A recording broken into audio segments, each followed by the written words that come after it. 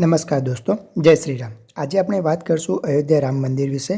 તમે અયોધ્યા કઈ રીતે પહોંચી શકો, તમે અયોધ્યામાં કઈ હોટલમાં અથવા કઈ ધર્મશાળામાં રોકાઈ શકો, તેનો રેટ કેટલો છે, અયોધ્યા દર્શન માટેનો સાચો સમય કયો છે, અયોધ્યામાં દર્શન કરવા માટે મુખ્ય મંદિર કયા છે, ત્યાં ખાવા પીવાની કેવી વ્યવસ્થા છે અને વિડીયોના અંતમાં આપણે વાત કરશું સંપૂર્ણ બજેટની। અયોધ્યા દર્શનની એ ટુ ઝેડ જાણકારી માટે અમારો વિડીયો છેલ્લે સુધી જુઓ, જેમાં તમને સંપૂર્ણ જાણકારી મળશે। ચાલો દોસ્તો, આજે તમે મારી સાથે ફરો અયોધ્યા ધામમાં અને કોમેન્ટ બોક્સમાં જય શ્રી રામ જરૂર લખો। અયોધ્યા આપણી સંસ્કૃતિમાં પહેલેથી જ પૂજનીય રહી છે અને હવે તો અયોધ્યા એક નવા સ્વરૂપમાં જોવા મળશે। લગભગ 500 વર્ષના ઇંતજાર પછી પ્રભુ શ્રીરામનું ભવ્ય અને દિવ્ય મંદિર બની ગયું છે। દેશમાંથી નહીં, વિદેશમાંથી લાખો શ્રદ્ધાળુઓ પ્રભુ શ્રીરામના દર્શન કરવા અયોધ્યા આવે છે। અત્યારે અયોધ્યાને નવી દુલ્હનની જેમ સજાવ્યું છે। અહીં દિવ્ય નજારો તમને ભક્તિમય બનાવી દેશે। તો ચાલો હવે શરૂ કરીએ। અયોધ્યા સુધી તમે કઈ રીતે પહોંચશો? સૌ પ્રથમ વહેલા વાત કરીશું ટ્રેનથી। અહીં સુધી આવવા માટે ટ્રેન સૌથી સસ્તું અને સારું પડશે। અયોધ્યામાં 2 રેલવે સ્ટેશન છે, અયોધ્યા કેન્ટ અને અયોધ્યા ધામ રેલવે સ્ટેશન। દોસ્તો, અયોધ્યા ધામ હાઈટેક રેલવે સ્ટેશન છે, જે હમણાં જ ભવ્ય અને વિશાળ બનાવવામાં આવ્યું છે, જે રામ મંદિરની થીમ પર બનાવવામાં આવ્યું છે, જે રામ મંદિરથી 1 કિલોમીટરની દૂર છે। અહીંથી તમે પ્રમુખ સ્ટેશનોથી ડાયરેક્ટ ટ્રેન મળી જાય છે। અમુક ટ્રેન અયોધ્યા કેન્ટ સુધી આવે છે। અયોધ્યા કેન્ટ રેલવે સ્ટેશનથી અયોધ્યા મંદિર 10 કિલોમીટરના અંતરે છે, જે તમે ત્યાંથી લોકલ ઓટો, ટેક્સી, ઇલેક્ટ્રિક બસથી 30 થી 40 રૂપિયા ભાડું આપીને અયોધ્યા મંદિર સુધી પહોંચી શકો। બીજું દોસ્તો, તમે આજુબાજુના રાજ્યોમાંથી કે શહેરોમાંથી તમે ડાયરેક્ટ બસ બી મળી શકે છે। દોસ્તો, તમે ફ્લાઇટથી આવવા માગતા હોય તો અહીં મહર્ષિ વાલ્મીકી ઇન્ટરનેશનલ એરપોર્ટ બનેલું છે, જે રામ મંદિર અથવા સરયુ ઘાટથી 15 કિલોમીટર દૂર છે। અહીંથી તમને પ્રમુખ સ્થળો માટે ડાયરેક્ટ ફ્લાઇટ મળી શકે છે। હવે આપણે મસ્ત સફર કરીને પહોંચી ગયા છીએ પ્રભુ શ્રીરામની નગરી અયોધ્યા ધામમાં। હવે આપણે વાત કરીએ કે અહીં રોકાવા માટે તમને હોટલ અને ધર્મશાળા કઈ જગ્યાએ લેવી જોઈએ। એમ તો અયોધ્યામાં કોઈ બી જગ્યાએ હોટલ અને ધર્મશાળા લઈ શકો છો, પણ હું એક એડવાઇસ કરીશ કે અયોધ્યા ધામ રેલવે સ્ટેશનની નજીક તમને બહુ સારી અને બજેટવાળી હોટલ મળી શકશે। અહીં ધર્મશાળાના રેટની વાત કરીએ તો એમના રેટ 500 રૂપિયાથી સ્ટાર્ટ થાય છે અને હોટલના રેટ 800 રૂપિયાથી મળી જશે। તમને 1500 થી 2000ના બજેટમાં તમને સારી હોટલ બી મળી શકશે। આ સિવાય તમને મંદિર ટ્રસ્ટનું યાત્રા નિવાસ અને શ્રી રામ યાત્રી નિવાસમાં પણ રોકાઈ શકો છો।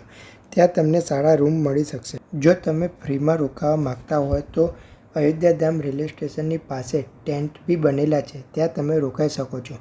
જો તમે સવારે 8 થી 9 વાગ્યા સુધીમાં અયોધ્યા આવી જાઓ તો તમે એક દિવસમાં બધા જ મંદિરના દર્શન કરી અને રાત્રે ઘરે જવા નીકળી શકો છો અને તમને હોટલ લેવાની પણ જરૂર નહીં પડે। ચાલો હવે જાણીએ અયોધ્યા દર્શન અને ફરવા માટે સાચો સમય કયો છે, જેથી તમે ઓછા સમયમાં બધા પ્લેસ આરામથી કવર કરી શકો। દોસ્તો, સૌ પહેલાં જઈશું સરયુ ઘાટ પર સ્નાન કરવા, જે અયોધ્યા ધામ રેલવે સ્ટેશનથી 1.5 કિલોમીટરના અંતરે આવેલું છે। રિક્ષામાં 20 રૂપિયાનું ભાડું આપીને આવી જાઓ લતા મંગેશકર ચોક પાસે। સરયુ ઘાટ પર રાત્રે લેઝર શો પણ જોવા મળશે અને તેની સામે લક્ષ્મણ ઘાટ પણ બનાવ્યો છે, ત્યાં પણ તમે સ્નાન કરી શકો છો। આ સિવાય તમે સરયુ નદીમાં નૌકા વિહાર પણ કરી શકો છો।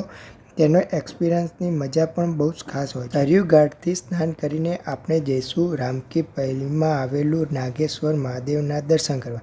આ મહાદેવનું પ્રાચીન અને અલૌકિક જગ્યા છે।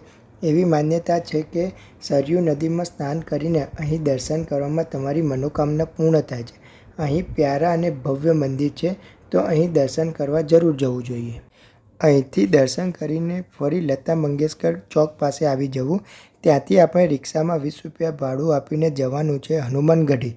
દોસ્તો, પૂરી અયોધ્યા નગરીને એક જ રંગ અને ડિઝાઇનમાં બનાવેલું છે અને રાત્રે તો એની ભવ્યતામાં 4 ચાંદ લાગી જાય છે।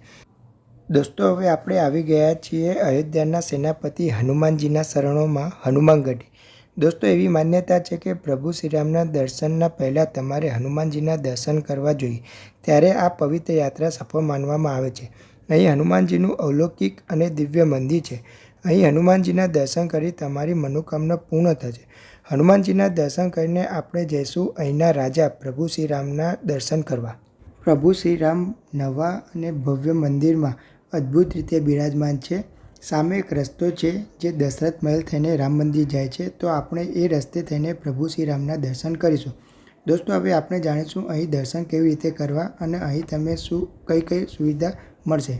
દોસ્તો, તમે સિંહ દ્વારથી એન્ટ્રી કરો અથવા અમારા મંદિર પાસેથી એન્ટ્રી કરો. જો તમારી પાસે બેગ, મોબાઈલ ફોન અથવા કોઈ સામાન છે અથવા તમારા બૂટ, ચંપલને બધું સ્કેન કરવાનું હોય છે. અહીં પછી લોકર રૂમમાં મૂકી દેવાનું હોય છે. અહીં તમને VIP ફેસિલિટી મળશે. સાથે સાથે પીવાનું પાણી અને ટોયલેટની સુવિધાઓ મળશે. આખા મંદિરમાં મેટ પાથરેલું છે, જેના કારણે ચાલવામાં સરળતા રહેશે. મિત્રો, સાચેમાં ખૂબ સારી વ્યવસ્થા કરેલી છે.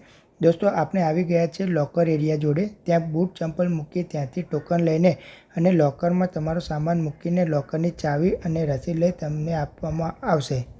બધો સામાન મૂકીને આપણે જઈશું પ્રભુ શ્રીરામના દર્શન કરવા. લાઇનમાં ઊભા રહીને આગળ વધતા મંદિર પ્રાંગણમાં આવી જઈશું. દોસ્તો, મંદિરની દિવ્યતા અને ભવ્યતા દેખીને આપ દંગ રહી જશો.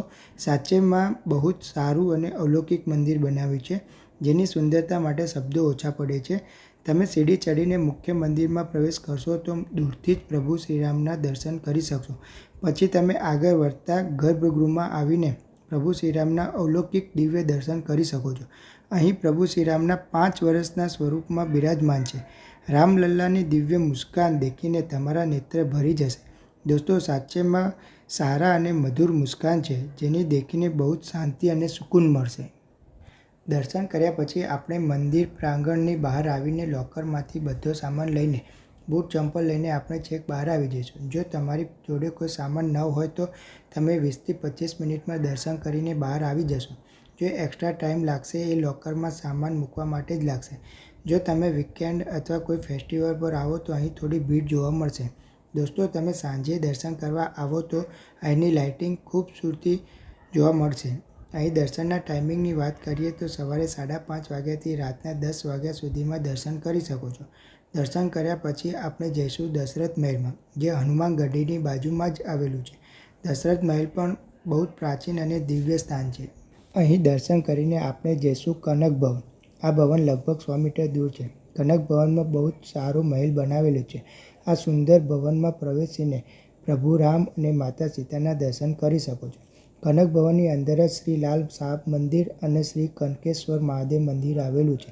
તમે ત્યાં દર્શન કરીને આશીર્વાદ લઈ શકો છો. આ સ્થાન પણ અલૌકિક અને પ્રાચીન છે. ચાલો હવે વાત કરીએ અયોધ્યામાં ખાવા પીવાની શું વ્યવસ્થા છે. દોસ્તો, અયોધ્યામાં અમુક જગ્યાએ વિશાળ ભંડાર મળી જશે. ત્યાં તમે પ્રસાદ લઈ શકો છો. આ ઉપરાંત અહીં રેસ્ટોરન્ટ પણ બનેલા છે. ત્યાં પણ તમે બજેટ પ્રમાણે ભોજન કરી શકો છો. ચાલો હવે વાત કરીએ આ પાવન યાત્રા માટે કેટલા દિવસ માટેનો પ્લાન કરવો જોઈએ. દોસ્તો, તમે સવારે ટાઈમ પર આવી જાઓ તો એક જ દિવસમાં દર્શન કરી રાતે આરામથી ઘરે જવા નીકળી શકો છો. પણ હું તમને એડવાઇસ કરીશ કે અયોધ્યામાં એક દિવસ રાત્રિ રોકાણ જરૂર કરો, જેથી તમે ત્યાંના પ્રમુખ મંદિર અને પ્રમુખ સ્થાનો ફરી શકો. ચાલો હવે વાત કરીએ સૌથી જરૂરી પ્રશ્ન, બજેટનો. કેટલા બજેટમાં પાવન યાત્રા પૂરી કરી શકીએ. દોસ્તો, હું એવું માનીને ચાલું કે 2-3 વ્યક્તિ દર્શન કરવા માટે આવો તો 2-3 વ્યક્તિમાં તમારું બજેટ સારી રીતે ડિવાઈડ થઈ શકે. જો તમે સવારે ટાઈમસર આવી જાઓ અને આખો દિવસ દર્શન કર્યા પછી રાત્રે ઘરે પાછા ફરી શકો તો માનીને ચાલો 500 રૂપિયા વત્તા ટ્રેન ટિકિટ પર પર્સનના બજેટમાં બહુ સારી રીતે પાવન યાત્રાને પૂરી કરી શકશો. જો તમે 1 કે 2 નાઇટ સ્ટે કરો છો તો માનીને ચાલો 1500થી 2000 રૂપિયા પ્લસ ટ્રેન ટિકિટ પર પર્સનના બજેટમાં બહુ જ આરામથી આ પાવન યાત્રા પૂરી કરી શકશો. જો તમારે બજેટની કોઈ પ્રોબ્લેમ નથી તો તમારા બજેટના હિસાબથી આ પાવન યાત્રા પૂરી કરી શકશો. દોસ્તો, અહીં મેં અયોધ્યા દર્શન અને યાત્રાની નાની મોટી જાણકારી બહુ જ સારી રીતે આપવાનો પ્રયાસ કર્યો છે. તો પણ તમને કોઈ પ્રશ્ન રહી ગયો હોય તો તમે કોમેન્ટથી પૂછી શકો છો. બહુ જલ્દી કોમેન્ટનો રિપ્લાય આપવામાં આવશે. દોસ્તો, આ વિડીયો કેવો લાગ્યો? જો સારો લાગ્યો હોય તો એક લાઇક કરીને મોટિવેટ જરૂર કરજો. દોસ્તો, તમે ડૉક્ટર યાત્રીમાં જોડાયા નથી તો ચેનલને સબસ્ક્રાઈબ કરીને જોડાઈ જાઓ. મિત્રો, હવે ચાલીએ બીજા આવા ઇન્ફોર્મેટિવ વિડીયો માટે. ધન્યવાદ.